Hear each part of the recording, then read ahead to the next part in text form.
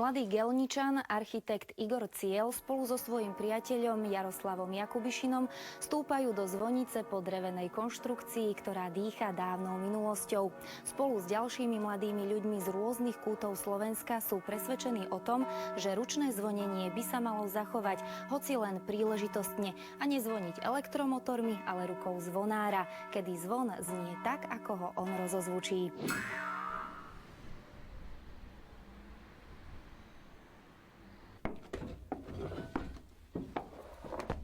Tak nachádzame sa vo veži rímskokatolického farského kostola v Gelnici. Sme vlastne v jej strednej časti, v strednej tretine. Niekedy to bola vlastne vrchná časť veže.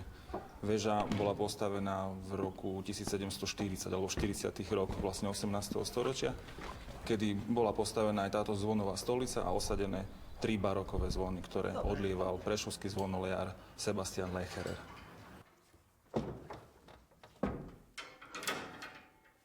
Za mnou tento veľký, to je vlastne veľknický zvon, to je vlastne práve zvon od Sebastiana Lecherera, jediný z tej trojice, ktorý bol zachovaný. Ďalšie dva boli rekvirované v prvej svetovej vojne. V 20. rokoch, na konci 20. rokov, košická zvonolejareň bratov Buchnerovcov osádza ďalšie zvony.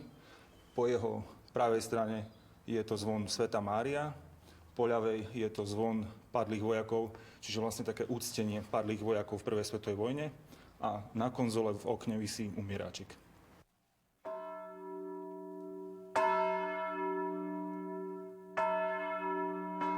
Ja som vlastne začal sa tak zaoberať a bádať vlastne históriou tohto mesta. Som vlastne Gelničan, som rodák odtiaľ, čiže vlastne ma to akože k tomu stále takto ťahá.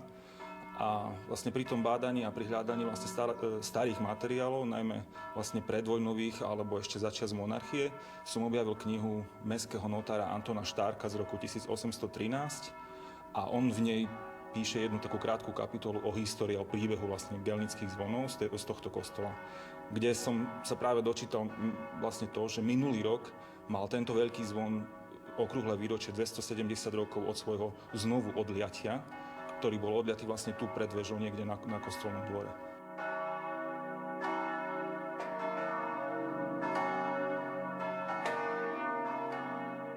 Na to, aby sme vedeli, ako na nich zvoniť, je to práve o tom, že si odovzdávame informácie. Buď my, mladá generácia zvonárov, ktorí sa akože toho postupne chytáme a vlastne zvonia mladí chalani v Košiciach, Spišskej, na strednom Slovensku a ďalej. Pre mňa je veľká inšpirácia aj to, že v dnešnej dobe vlastne na internete človek nájde naozaj všetko. A zase na západe, v Nemecku, vo Francúzsku a v ďalších týchto krajinách si tieto veci, tieto tradície veľmi silne strážia. Čiže sú aj dosť dobre zdokumentované. Čo zatiaľ u nás nie je, ale verím, že možno aj my ako mladí k tomu vieme dospieť a vlastne pomôcť, aby to tak bolo. No a samozrejme netreba zabúdať na to, že ešte stále medzi nami žijú aj starí zvonári, ktorí, buď niektorí akože naozaj zvonili tradične a mali presne tie princípy, že čo, kedy, ako zvoním, tak aspoň to sa snažíme akože na to vlastne nadväzovať a vlastne stavať aj nové a ďalšie zvonenia, ktoré môžu viac menej doplniť a obohatiť, dalo by sa povedať, ten kolorit toho mesta v tej danej chvíli, pri tej danej slávnosti alebo v tom dni. Samozrejme, poludnejšie zvonenia, tie si my nenechávame ujsť, aspoň cez víkendy, aby cez tie víkendy vlastne to poludnejšie zvonenie v tom dni bola taká zvláštnosť. Proste je to taký pre nás možno trošku taký malý koncert.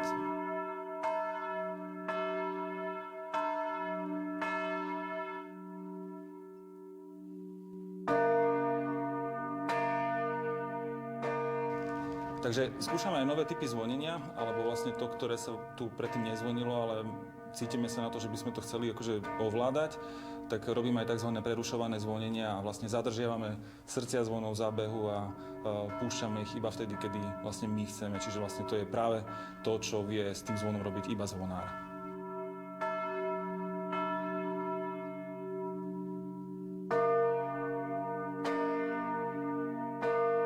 Všetky 4 zvony my sme začali používať vlastne pri naozaj tých najväčších slávnostiach, čiže pri slávnosti odpustu, pri slávnosti patrocinia tohto chrámu a vtedy naozaj zvoníme so všetkými 4 zvonami, aj keď ten súbor nie je naladený takto vlastne aby bol používaný v štvorici, ale vlastne je to veľká trojica zvonov a potom ten umieračik. A takisto potom vlastne vítanie Nového roka. Vlastne Silvester, tak ako vonku sú vlastne ohňostroje a rakety, tak my tu robíme ten hluk a tú radosť týmto spôsobom všetkým, čo tu vo veži je.